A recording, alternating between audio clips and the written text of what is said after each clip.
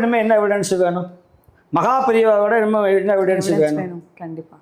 இங்கே சட்டி சித்தரா இருக்கட்டும், நம்முடைய கணக்கம்பட்டி சுவாமி யோகி ராம் சரத்குமார், அதே போல் சத்யசாய் பகவான், நம்முடைய சத்யசாய் பகவான், இவங்கெல்லாம் எவ்வளவோ மனித வடிவில் நமக்காக வாழ்ந்து கொண்டு சேவைகளை செய்து போயிருக்கிறாங்க. அருமை அருமை ஐயா. நீங்கள் மறுக்க முடியாது. நீங்கள் சத்யசாய் ட்ரஸ்ட் மூலியமாக எத்தனை ஆயிரம் லட்சம் குழந்தைகள் பிழைச்சிருக்கிறாங்க, நீங்கள் மறுக்க முடியுமா? ஆமாம். நீங்கள் கிருஷ்ணா நதி தண்ணீருக்கு எவ்வளோ உதவி பண்ணியிருக்காங்க. ஆமாம்.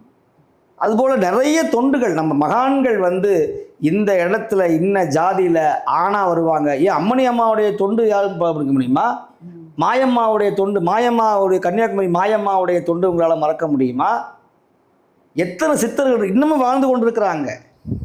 மூக்குப்படி சித்திரவத்தை வாழ்ந்து கொண்டிருக்கிறார். இன்னும் திருவண்ணாமலையில் மௌன சுவாமிகள் இருக்கிறார், சடசாமி இருக்கிறாரு. இப்போ தொப்பியம்மான்னு அம்மாவை கும்பிட்றாங்க.